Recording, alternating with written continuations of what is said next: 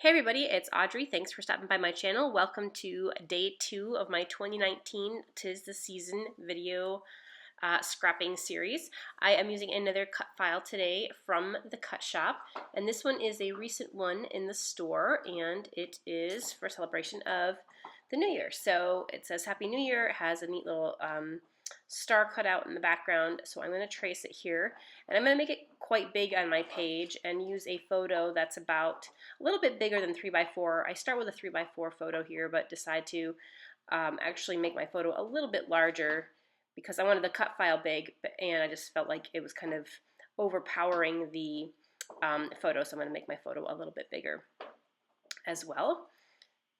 And I am also going to open a second cut file. This one is called Oodles of Doodles, and I chose it simply because it had a star pattern in it, if I can find it here.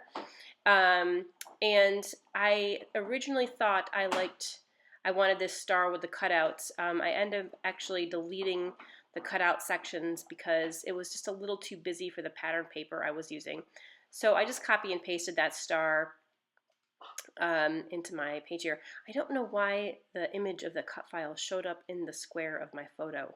I think that's really strange. I don't know if you caught that there, but that's really weird that happened. So anyway, you saw I just deleted the interior portions of that star there, and then I'm just copying pasting. So I'm hitting Control C for copy and then Control V for paste, and then I'm just resizing to get a whole bunch of different stars. So I'm kind of just laying out my page here, designing it, see how many stars I want to put in the background. I've already picked up my pattern papers, and they're for the stars, and they're kind of busy. So you know I wanted a couple larger stars, and I think I'm going to use a white background just to again keep it not too busy here. So there's the pattern paper I'm using to my right. Everything I'm using today is from the December Hip Kit Club Kit. And I did something different with this cut file, which I didn't show you while I was designing it. I'm going to go back and cut my stars out now. And that was I also cut out, in addition to cutting a white outline, I cut out a white, just the back, the outside line to make one solid shape.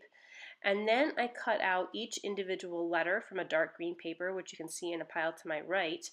And then I went through and I strategically deleted sections in Silhouette Studio of the Happy New Year that I knew was not going to be covered by a colored paper. So I just cut the sections of yellow that are going to fit inside the star.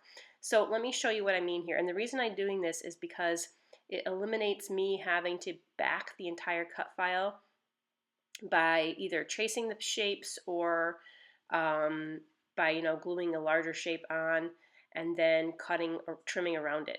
So I've cut out all these inside shapes separately, and again it takes a little bit of planning, but in the end it's so much faster than to back each individual shape with pattern paper and then trim around it, or to try to trace each shape with a pencil and then cut out around it with a pen.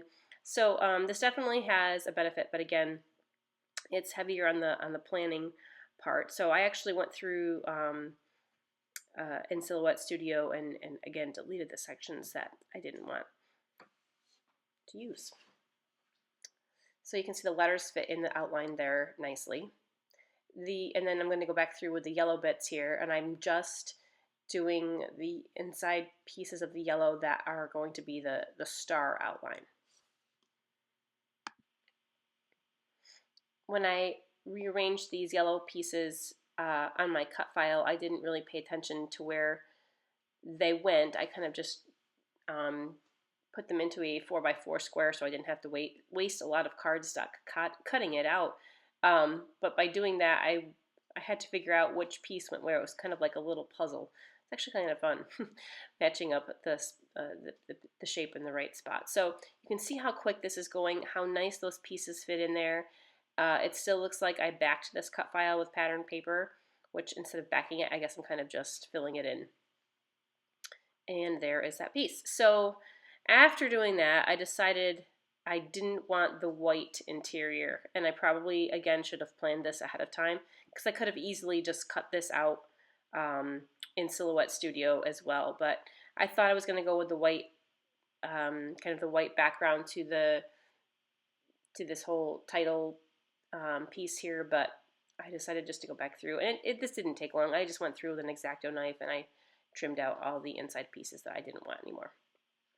So you can see I also cut some stars, as you saw earlier, and this is the pattern paper, and I stitched around each star with kind of a dark pinkish coral thread.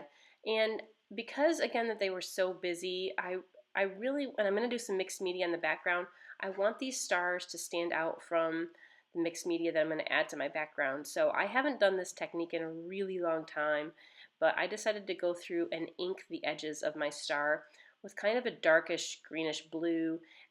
It's the closest shade I had to match the color that was in the letters there. So I'm just going around, and it's very, very subtle, but it definitely adds a defining line to the stars here. So I'm doing that both on all the bigger stars and kind of the medium-sized stars here. Okay, and then after that's done, I am going to go through and use some mixed media. So this is the color kit from December from Hip Kit Club, and these are some more of those, oh gosh, what's the name of the company now? Now I can't think of it. They're kind of like powders, and you just add a little bit of water to them, and it makes them react. And I don't know how I feel about these powders yet. They're neat. I like this powder. I had no idea what color. I knew it was going to be a yellowish, but it actually was gold. Is it? What are these? Lindy's Stamp Gang? I can't remember. Now it's going to drive me crazy. I can't remember the name. So anyway, I'm just going to go back through with my brush and add in some of the color. I did not gesso my background, and you can see by the way the color is just kind of seeping right into the background. I really don't know why I didn't. I guess I was just being lazy. I almost always gesso my background. So I think the color may have absorbed differently. In areas where I tried to blot the color off, it definitely had seeped into the background paper, and I was not able to blot it off as easily as I would if I had had a gessoed background. But anyway, it is what it is. I still love how it came out. Then I went through and I used the stencil, and I tried to use this mist from Shimmers, and I don't know if it was clogged or what, but it was not really spraying very nicely. It was kind of getting clumpy glops, and the yellow was super bright. I guess in the end you can't really tell how bright it was, but it was not what I was going for, so I tried to mop up as much as I could. But again, the background, the colors came out really perfectly. They really matched the colors of the stars. I considered doing a contrasting color, but I really loved these colors together. I thought it was kind of a different color palette, and I felt like that they actually matched my photo pretty well too.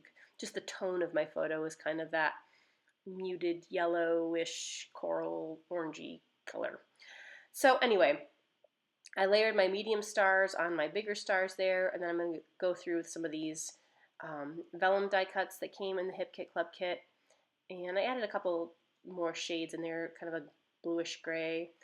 And then I'm going to take this chipboard sheet, also came in the kit, and I love these little chipboard stars. They kind of have like a gold foil around them, and I thought the little pop of white just in the center of those stars helped just, I don't know, kind of bring out a little bit more of the white and toned down the color a little bit.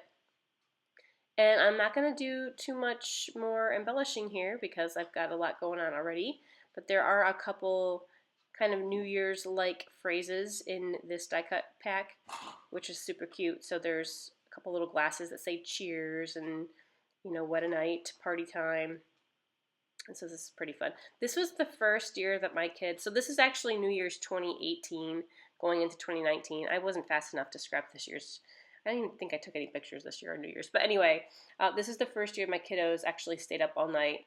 My son barely made it, and I knew he was going to be a miserable wreck the next day.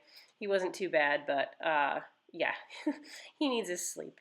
But my daughter was all gung-ho about it, and we were at my parents', and it was just kind of a low-key New Year's Eve. But they had a lot of fun, especially with their noisemakers. Oh boy.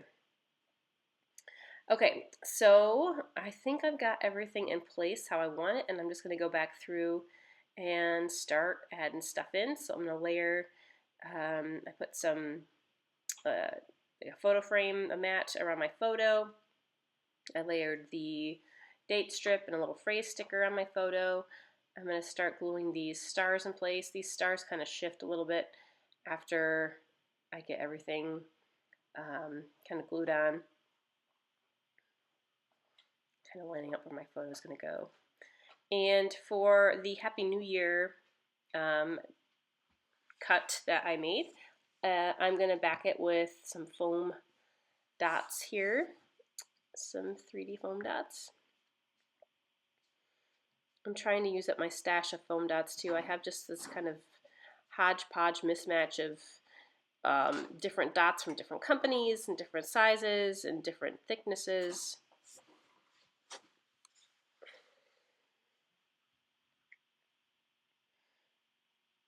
And that'll go there. And now I think it's a little bit different, I think, from where I had it initially. So I'm going to adjust these stars underneath and add a little bit more glue. And I'm just using some scraps of craft foam that I had sitting on my desk, some tiny pieces.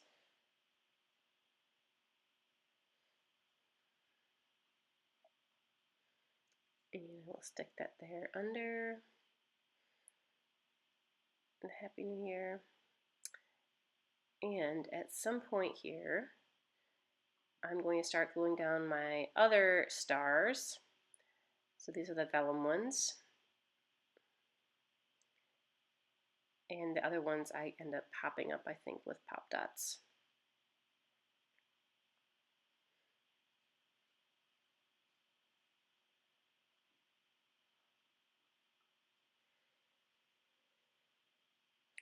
So I dropped that one star right on my photo and right over my son's eye, and the glue, the liquid glue, reacts with my photos for some reason, and so now he has a big red spot on his face. I don't know if you can see it in the close-up videos at the end, but you can definitely start to see it show up there. So I was so mad that that happened. I probably won't go back and print another photo just because, well, but I don't know. It just drives me nuts though, because that happens sometimes. But if this wasn't such an obvious spot, but anyway, maybe I will go back. He'll probably be mad at me if I don't fix this picture. Last little thing, I added some kind of these, they're like enamel dots, but they're kind of more like gems. They have a little sparkle to them. They're really pretty. And I thought that just gave a kind of fun shine to the page. I added some lines there with a white pen for journaling. I don't often show you me writing my journaling, but I'm using a navy pen for my journaling. And I think that about does it.